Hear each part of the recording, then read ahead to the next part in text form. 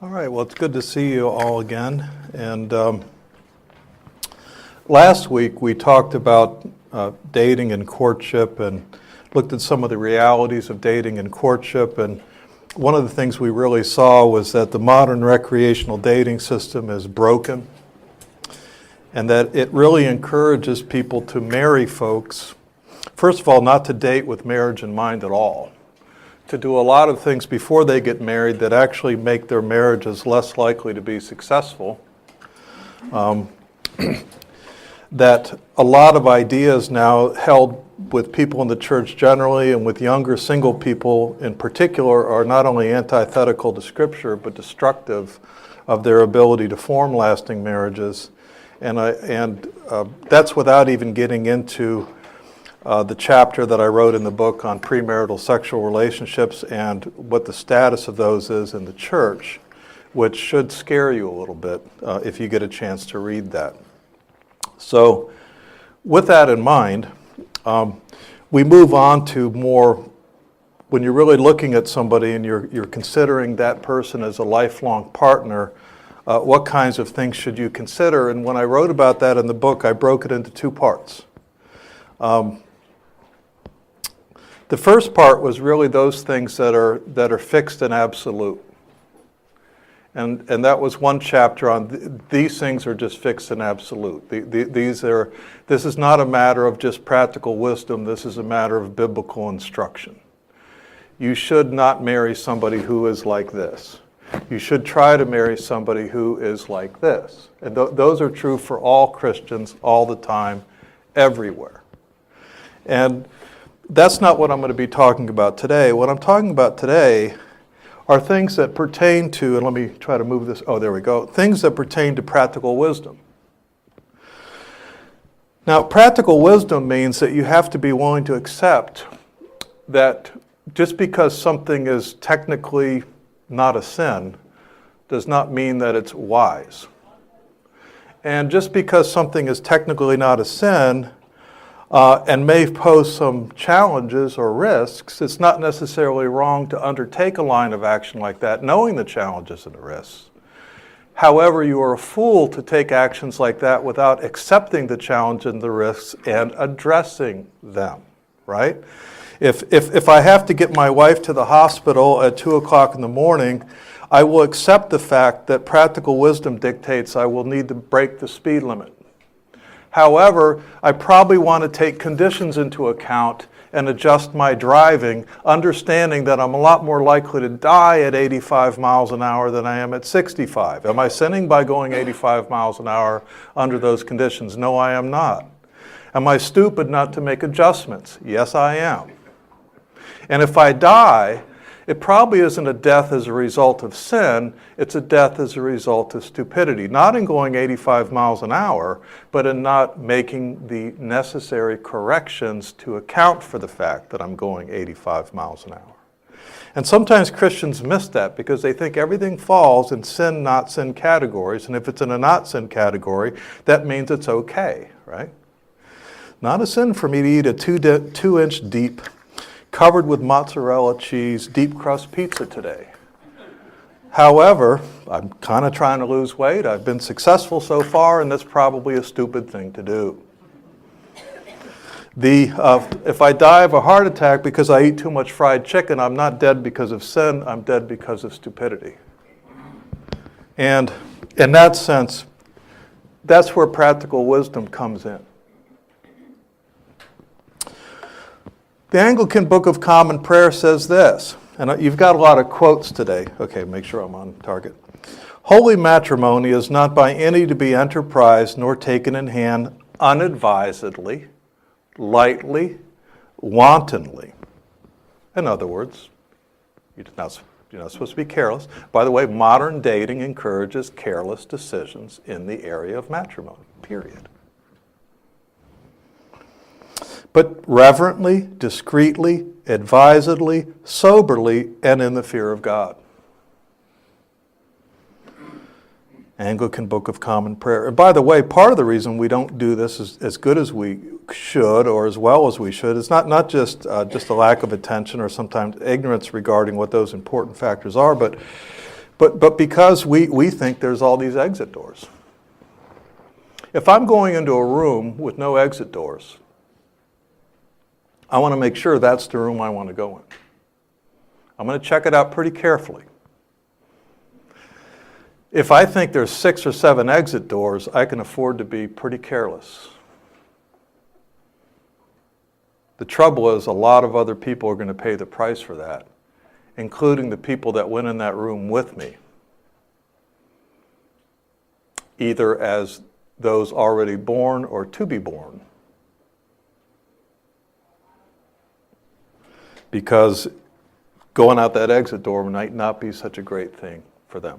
By the way, when I started teaching this family class at Grove City College, as opposed to a courtship and marriage class that I helped create, but I've never actually taught it, I had a bunch of students tell me that they learned that my family class did more to help them get ready for marriage than the courtship and marriage class. And I said, well, why? Because the courtship and marriage class, from what I could see, was designed pretty well. They said, but your family class scared the daylights out of us, giving us motivation to take the courtship and marriage class seriously. Yes, this can happen to you, and no, it is not a good thing. Okay. Here's Richard Baxter, one of my famous Puritans. He's going to come up a couple times today. Take special care that fancy and passion overrule not reason, and friends' advice in the choice of your condition or of the person. Who are you? Who are they? Wise people might help you here. I know you must have love to those that you match with. But that love must be rational, and such as you can justify in the severest trial by the evidences of worth and fitness in the person you love. So, as with any important life-changing decision, you should seek wise counsel from others. Proverbs 1, 8 through 9. I'm not going to read all these scripture verses. Proverbs 11:4, 15:22. What is one of the main things that keeps us from seeking counsel from other people? And by the way, you may have wise people talk to you, but it will do you no good if it is like water bouncing off a rock. You have to be teachable and hear. And that means that you should not be filled with pride. Don't be like the crowd that stoned Stephen. I have students like this. You see them, they're 2-year-olds. They go, nya, nya, nya, nya, nya, nya, nya, nya, nya. By talking while they're plugging their fingers in their ear, they make sure that nothing penetrates so that Stephen could be telling them the absolute truth. Be like this on the left, and not like that on the right. By the way, that's a close-up of Stephen getting stoned by the crowd who weren't listening to a darn thing that he said, and they suffered every bit of judgment that Stephen said they would for what they did. Because they acted just like the people Stephen was talking about. But they didn't know that because they refused to actually listen to him. People seeking a spouse should be putting themselves in a place of wise counsel. Normally that counsel should include parents and elders, including pastors and leaders in their churches, and should include wise friends, older and younger, other married couples and so forth. And by the way, sometimes that is difficult. I counsel students all the time whose parents are not the best advisors for them, their families are broken. Not necessarily just in divorce, but dysfunction. The parents have a completely wrong idea of what's going on. Sometimes those kids do not have Christian parents at all, so the parents are taking no account of the person's faith walk or their commitment to Christ in terms of the advice that they're giving. In other words, you can't assume that the parents are going to be their best counselors. We would hope that's the case, but that's not always the case. The other thing is that we need to sincerely seek guidance from the Lord. If any of you lacks wisdom, says James, let him ask God, who gives generally to all without reproach, and it will be given him. If you really want wisdom, God will give you wisdom, but let him ask in faith with no doubting. For the one who doubts is like a wave of the sea that is driven and tossed by the wind. That person must not suppose he will receive anything from the Lord. He is a double-minded man, unstable in all his ways. You have to sincerely seek the Lord's advice, and you have to accept it, even if it runs contrary to your will. You should never accept any advice that contradicts the Word. Oh, I got a great idea. I know you're thinking about getting married to that person, but you know what you really need to do? Live with them for a year first. Test drive it, see how it goes. I remember when I was a young Christian, I was engaged at that time, and that was an engagement that didn't end up working out. But I remember, and both her and me had come out of a non-Christian background and so forth, and people would come up to, some of her friends said, have you test driven Dave? Really? That's bad advice, is it not? You've got young people in this church who are being asked those questions. Are you aware of that? Do you have an answer? Read. And this includes the older, tried and true, and not just the latest. If you read the Puritans only as a historical curiosity, you're making a huge mistake. They are unbelievably modern, and they were really, really good at this. On the one hand, you want people to choose their partner. On the one hand, you want them to choose a partner whom they can love for their entire life and who will be a suitable helpmate to them in their unique characteristics as an individual before God. They were really good at this. Again, it's not sin versus not sinning. By the way, beware of chronological snobbery. Beware of the arrogance of the modern. Marriage was not invented in the 20th century. And by the way, what we did with marriage in the 20th century, we shouldn't view that as a high watermark from which to judge everybody else. Okay. It's not just sin versus not sinning. It's wise versus unwise. Where there will be difficulties, address those difficulties with your eyes open, not your fingers in your ears. Here's Richard Baxter again. Understand well all the duties of your relation before you enter into it. This is marriage choice advice, by the way. And run not upon it as boys to a play, recreational. This isn't recreation. But with a sense of your duty as those who engage themselves to a great deal of work of great importance towards God and towards each other. This is the most important decision you will ever make in your life. Outside of choosing to follow God, there is no other decision more important to you and to everyone around you than who you choose to be your husband or wife, period, nada, end of sentence. Finito. That's it. There is no greater decision you will make. Not most of us. Not for most of us who are called to the married life. Address yourselves, therefore, beforehand to God for counsel, and earnestly beg His guidance and His blessing. Run not without Him or before Him. Don't rush it. Don't leave Him behind. Reckon upon the worst, and foresee all temptations which could diminish your affections.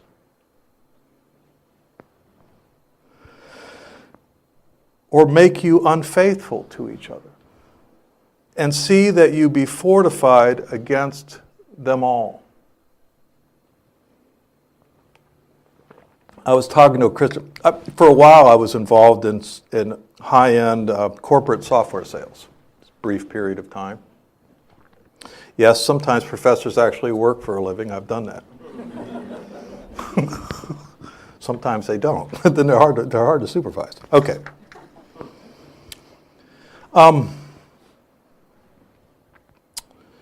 And I was talking to an older gentleman, it was right after I moved to Texas, and I said, when I was traveling, I stayed out of those hotel bars. I tried to call and kind of check in with my wife, how you doing? Have a little conversation with her from my hotel room. Because in those hotel bars seemed to be people that prayed. on traveling salesmen, including women who would like nothing better to have, and I was younger then, nothing better than to have a short, no-cost affair. And at that time, and I think it's still true, would certainly have preferred one with a married man because, they just walk away. You go back to D.C. and she goes back to Saskatchewan, and everybody forgets it, and isn't it lovely, right? This gentleman told me, well, that's a sign of weakness. You shouldn't have to do that. Really?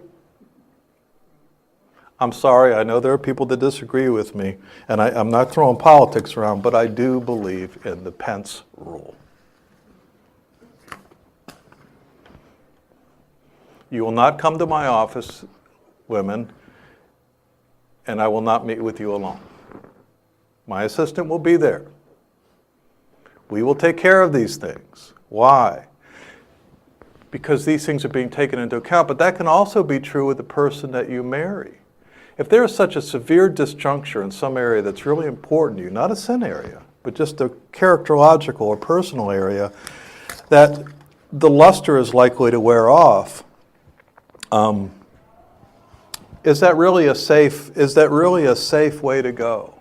Is that really a safe way to go? By the way, it strikes me as kind of odd that simultaneously in the same exact people in the same exact progressive news media want me to curse Pence for not having lunch alone with women while complaining constantly about sexual assault.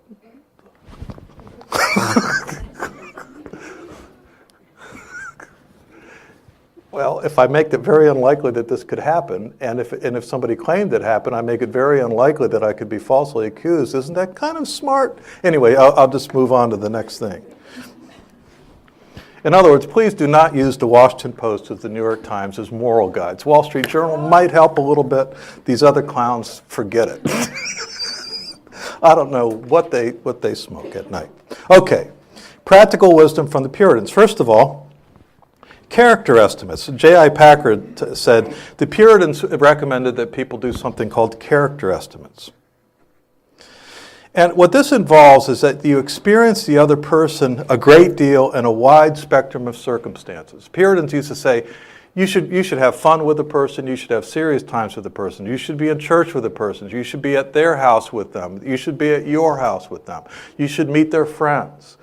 You should, in other words, you should know that person in a variety of contexts over a sustained period of time such that you truly understand who they are. This person may have all the makings of a wonderful Christian spouse, but are they your Christian spouse? Personal suitability doesn't mean that the person is not a great potential Christian husband or Christian wife. But are they yours? Parents and friends, this potential mate is not marrying you. It's a kind of an interesting thing with my 3 daughters that are married. Their husbands are very different from each other, and they're usually, by the way, this is common, they're all in some ways kind of like me, but kind of like not. And is this the right person for your child? Or if you're advising a friend, is this the right person for your friend? Is this a person for whom love can grow and be sustained over a lifetime in good times and in bad?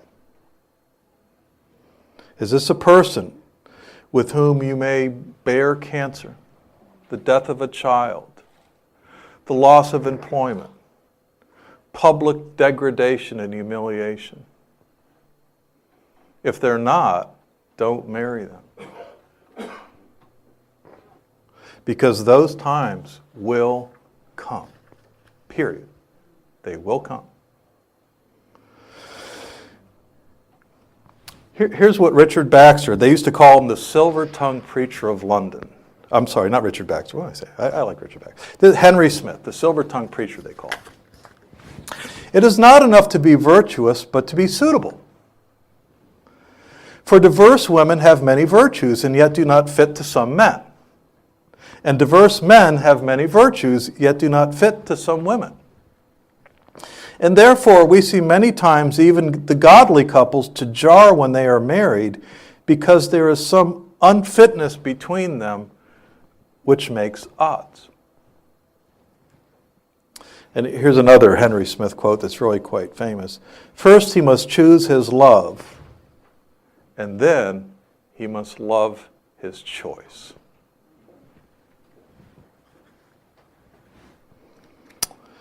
Now, the next thing here, and this is something that the Puritans emphasized a great deal. And by the way, all the ways that they emphasized this weren't always good, but they emphasized this a lot.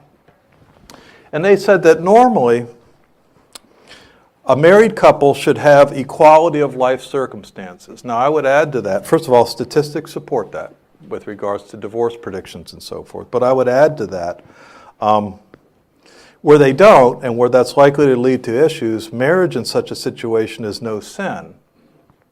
However, it is foolish not to take into account and understand the adjustments that will need to be made in the light of those inequalities of circumstances, or we would say diverse, or unsameness in some ways that sometimes clash. Okay.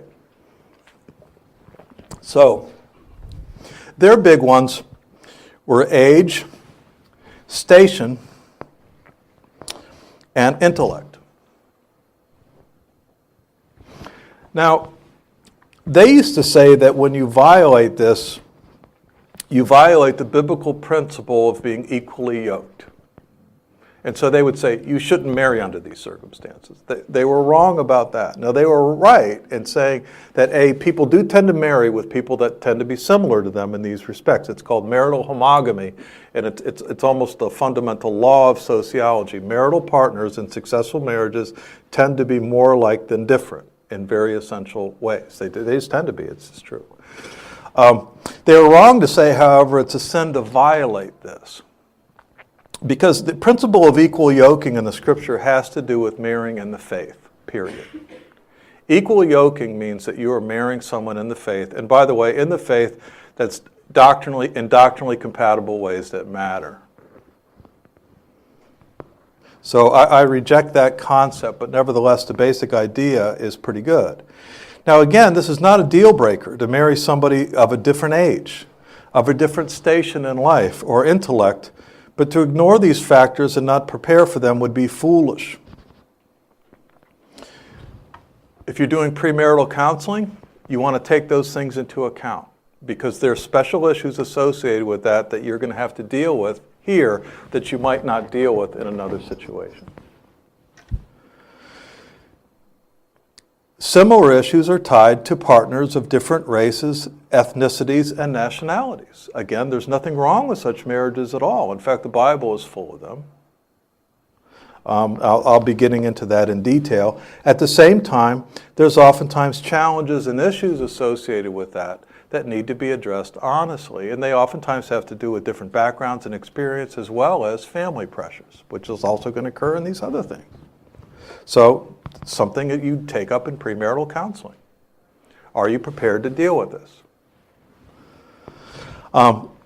Social research supports the importance of these factors in influencing marital happiness, stability, and longevity. And here's what William Gow said about this. That matrimonial society may prove comfortable, it is requisite that there should be some equality betwixt the parties that are married in age, estate, condition, and piety. Now, piety has to do with you're both Christians, you're both equally committed to the Lord. That I deal with in the other chapter where I say this is an absolute. That one there, that's an absolute. But these others just have to do with practical wisdom. And the only thing that I would disagree with Gow there is the word requisite. I would say normally advisable, or something along that line, like where this isn't the case, please go to footnote A about premarital counseling and make sure you're dealing with this. I think they're wrong to say it's requisite. It's not requisite. However, it is usually advisable. Okay. So age and age differences. Let me walk through some of these. Okay. Again, more of this drinking fire hose. Over time, first of all, there's normally about nowadays there's normally about a 2.5-year difference between a husband and a wife, with the husband being older. In times past, that disjuncture on average tended to be greater. Nevertheless, the basic rule that the husband tends to be older than the wife is true. You can go to old graveyards and just see that, right? Look at a gravestone from 1820. Note when the woman was born, when the man was born. Look at a gravestone where from this 20th century. Look at when the man was born, when the woman was born. You'll see that this tends to be the case. Tends to be the case. This age gap is actually narrowing. There was more of an age gap 120 years ago than there is now, but that age gap was never really all that great. There's also been a rising age of marriage. People are getting married older and older, and part of the reason that's happening is because they are engaging in more cohabitation and in more sex before marriage. In fact, according to the General Social Survey, sex before marriage is now 99%. 99%. So one of the reasons that people are able to defer marriage so long is because they're not deferring everything else, including childbearing.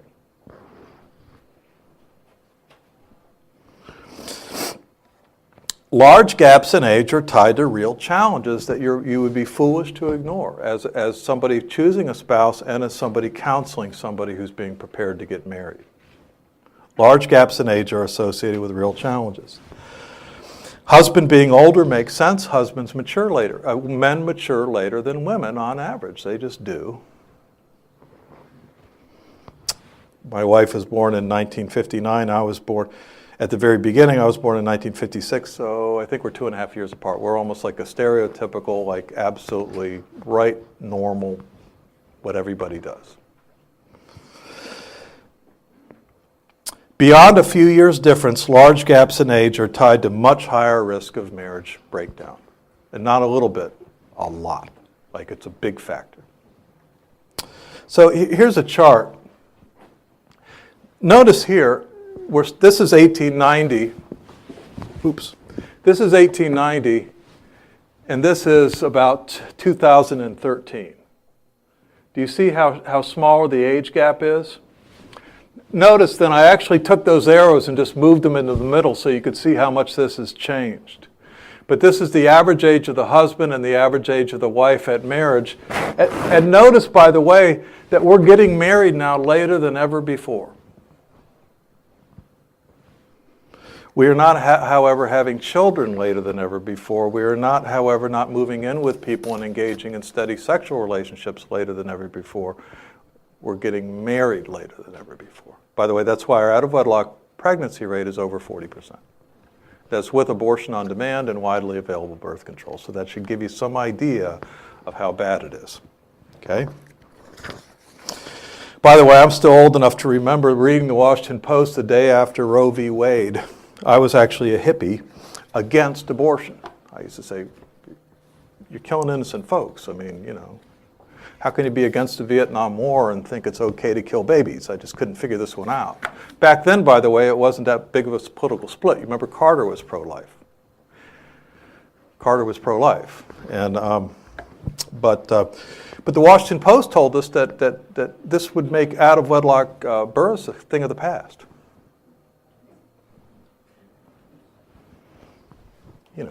And there wouldn't be that many abortions because contraception would be so easy for people to get. Wrong. Go back to point A. Don't take moral advice from the Washington Post. They are not a good guide.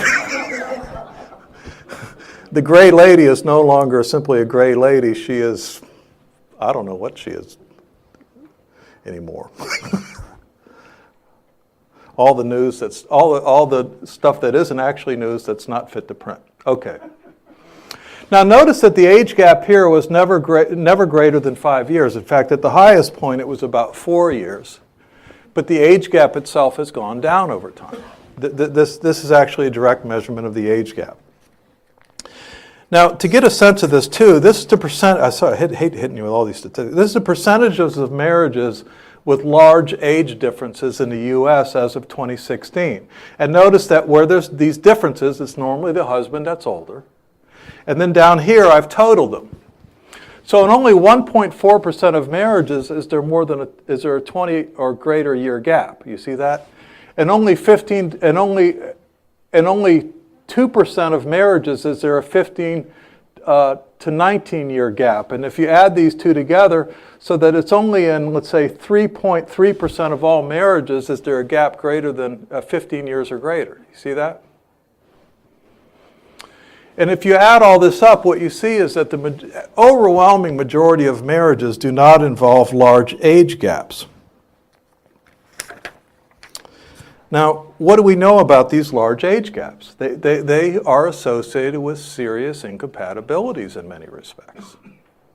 Because you've essentially grown up in a different world. The difference between somebody born in 1956 like me and somebody born in 1980 is dramatic. There's lots of things that we don't understand at all about each other. Not to mention challenges associated, for example, with having children. Data from a 2014 study of over 3,000 Americans who were either married or recently divorced shows that the larger the gaps in age between husband and wife, the more likely they are to get divorced. Graphs from that research show that compared to marriages between people of identical age, those 10 years apart were 39% more likely to be divorced. That means, if you look at it in absolute terms, most of those marriages will end in divorce. In fact, the overwhelming majority of those marriages will end in divorce. About twice as likely at 20 years and 3 times more likely at 30 years, other research has yielded similar results. So, you're premarital counseling. A 45-year-old man presents himself with his 20-year-old bride-to-be. You're looking at a couple who, all other things being equal, is overwhelmingly probably going to end up getting divorced. Does that make it a sin? No. Should you ignore that, and should they ignore that? No. You're going to need to do things with that couple you wouldn't do with another couple. You see what I'm talking about? And they would be foolish to ignore that, just like it would be foolish to drive 85 miles an hour to the hospital with a pregnant woman in labor and ignore the risks. It just doesn't make any sense.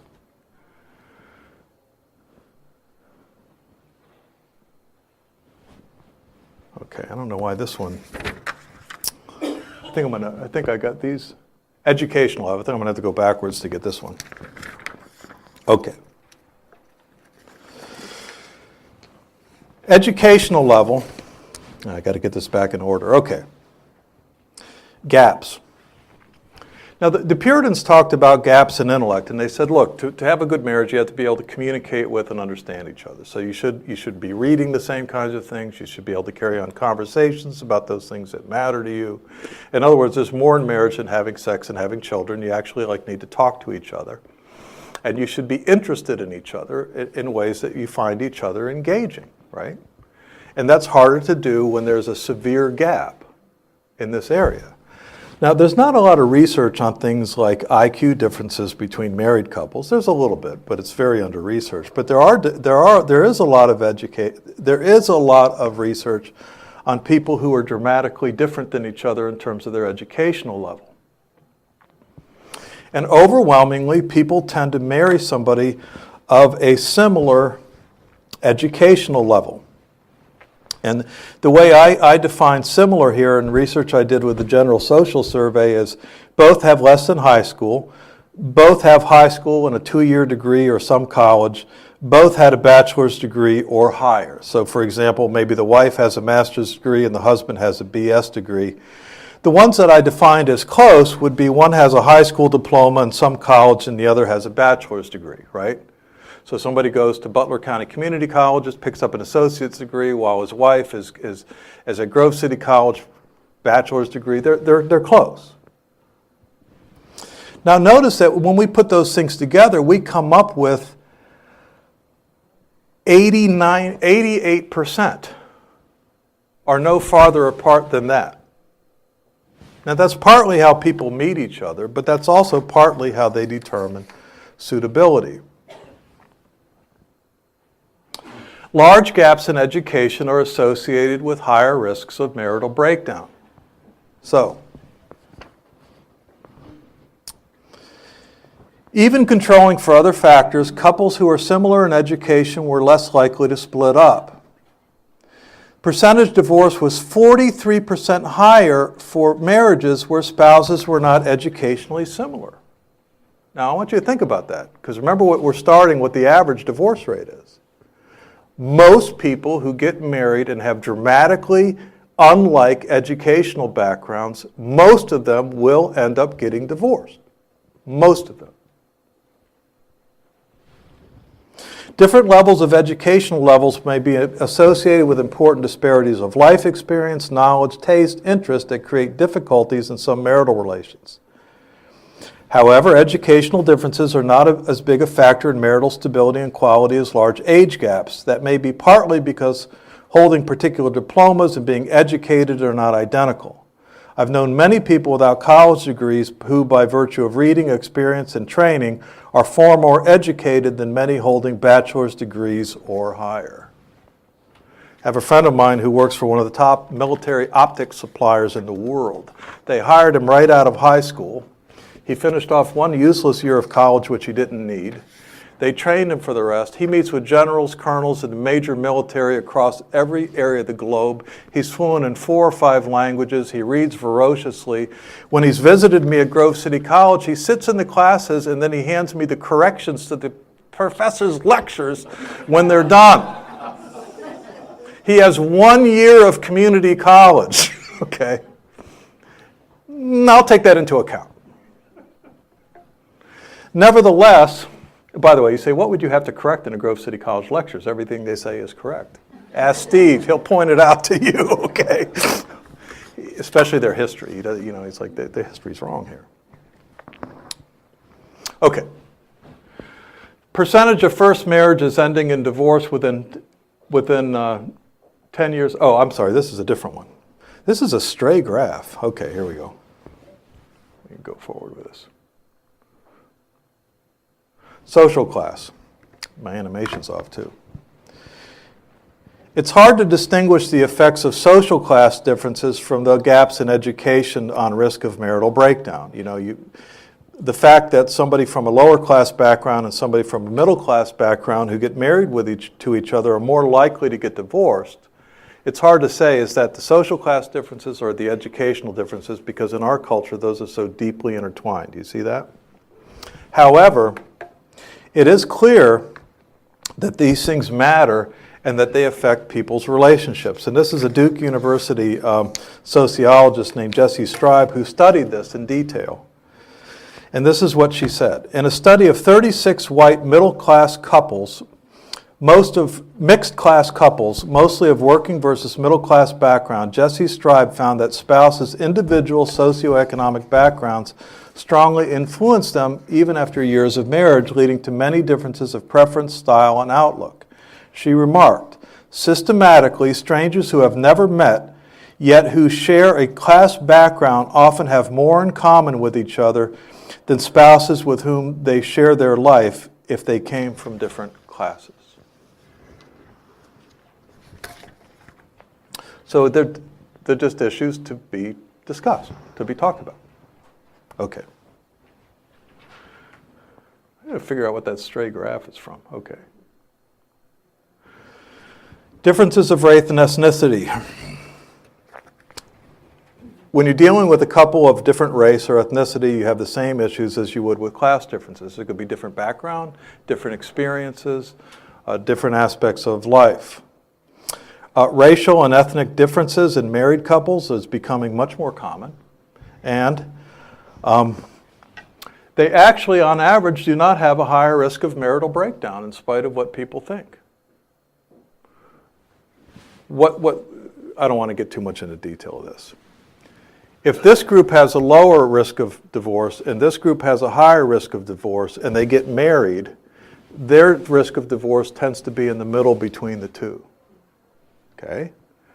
So for example, Asians have very low divorce rates. Whites have higher divorce rates. Whites who marry Asians are less likely to get divorced. because their divorce rate tends to fall in the middle. Literally, that's true. That's how it works. There is no biblical reason to prohibit racial intermarriage. There are high levels of social acceptance for these now, but there are still hurdles related to social and familial resistance in some cases that have to be addressed. Honestly, premarital counseling should certainly do so. We have a very close friend who's Caucasian and married an African-American man, whose sister is a member of Louis Farrakhan's Nation of Islam. That has not gone well. Now, did she get married with her eyes open, knowing that the sister was never really going to accept that marriage and would make an issue out of it in many family gatherings? Yes, okay, they took that into account. They're doing very well, thank you. But nevertheless, it's an issue. It's something that she had to understand going in.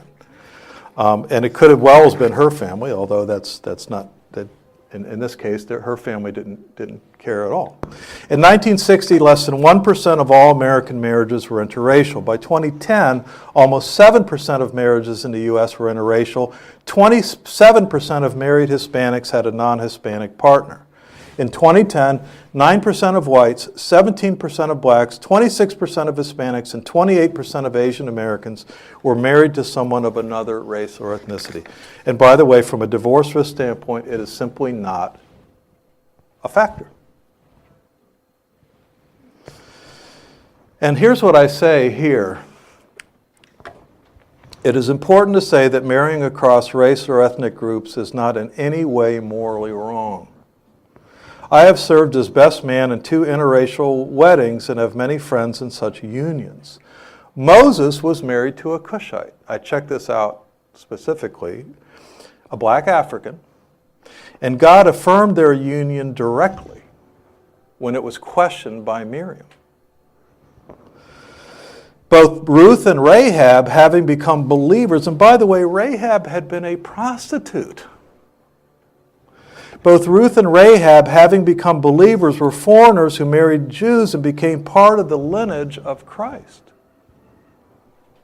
The body of Christ is one and includes every race and ethnicity. Marrying in the Lord does not preclude the union of 2 races as one flesh. If anything, and by the way, I stole this from John Piper, it is a beautiful living picture of our oneness in Christ. It is. A couple of other factors. I'm probably never going to find out what that graph was supposed to go with. It's out there somewhere. There is a purpose for it. Breakdown in family of origin. Those from divorced and out-of-wedlock situations are much more likely to get divorced and have marital difficulties. Now, we'll be talking about the effects and reality of divorce next week. It is absolutely huge. Most kids from divorced and single-parent homes who get married will get divorced, and they're a lot more likely to have marital difficulties. You say that's unfair. I know.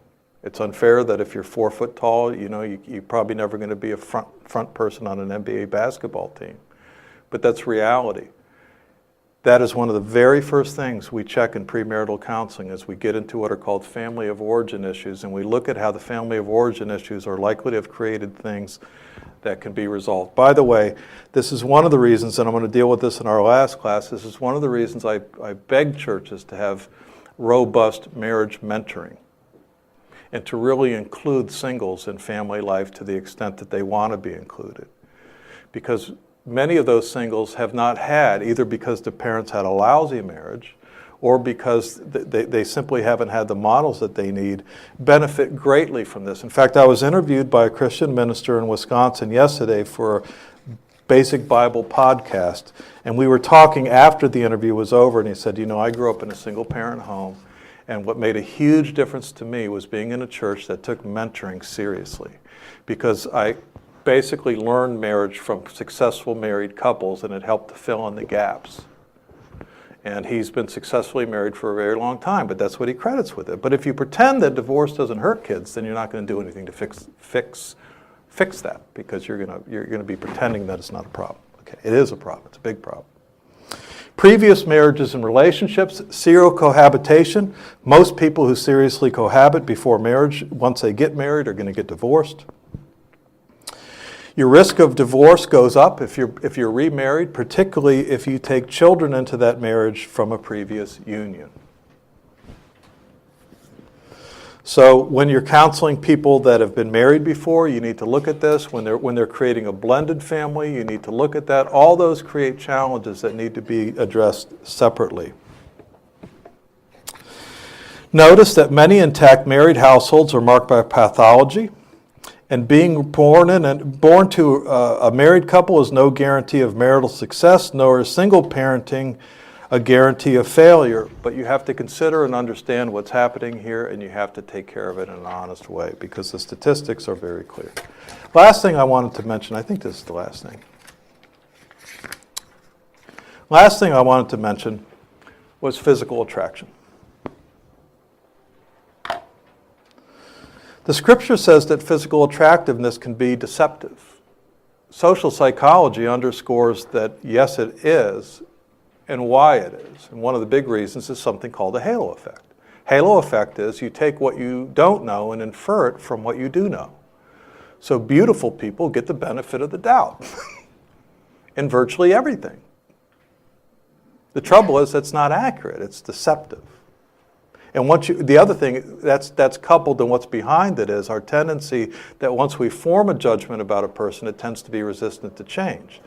So you're going to see a beautiful person, assume that means they're also morally good, and then it's going to be harder for me to convince you that they're a rascal. Yeah. Because you're going to rock in on that. And by the way, they use it in interviews. That's why you're supposed to create a good first impression. Physical appearance is also fleeting. It's fleeting. People do tend to marry those who are at similar levels of physical attractiveness. 8s marry 9s and 7s and 8s. By the way, this has been studied like crazy. This is one of my most popular series of lectures at Grove City College. Is a series of lectures. The title of the lecture is Why Do Fools Fall in Love? Now I know that one because I used to be in a 50s rock band, and that was one that I sang the lead for, you know. Ooh wah, ooh wah, ooh wah, ooh wah, ooh wah, ooh wah, why do fools fall in love? Well, they fall in love for all kinds of really bad reasons, and one of them is physical attractiveness, which is the number one thing. Okay. However, it is not wrong to want to marry someone to whom we are physically attracted, provided we keep this in balance. Physical attractiveness is a good, but it's a lesser good, and it's an impermanent good. Here's what I say by the sorry. The answer to overemphasize being deceived or blinded by good looks is not treating physical attraction as if it's not important. That's Gnosticism. The lovers in the Song of Songs certainly find each other to be comely and bodily appealing. The book unfolds amidst detailed praise of each other's beauty, but without losing sight of the other virtues. Genesis informs us without negative comment about the beauty of Abraham's, Isaac's, and Jacob's wives, particularly Jacob's wife, Rachel. Douglas Wilson is correct when he points out that sexual desire is an integral and good part of marriage, so the beauty of the bride should be alluring to the bridegroom, and they should both be pleased at the prospect of sleeping together. Therefore, Christian young people should court someone or be courted by someone who they find to be sexually attractive in a broad sense. They just should not allow it to blind them to the other more enduring virtues that they're going to need, because he's not going to look that great in 40 years, and she's not probably going to look as good in 40 years either, but you're still going to be like married. Okay. Each of the points of practical wisdom I've addressed in this chapter are not matters of right and wrong, sin or purity, but intelligent judgment, suitability, weighing the pluses and minuses, being realistic and informed, and preparing for a strong, godly, productive, joyful marriage based on knowledge. That is what being mature means, at least partially. Being willing to make important decisions prudently, without a clear rule book, directing every particular, and relieving one of the need for careful deliberation, wise counsel, earnestly praying for wisdom, and ultimately accepting a certain degree of uncertainty. Deciding whom to marry this way won't work out perfectly, nothing does. But it will certainly work out better than deciding foolishly. So, sorry, I finished on that point. I told you last week that this would be like a really short lesson, you know. So, any quick questions or?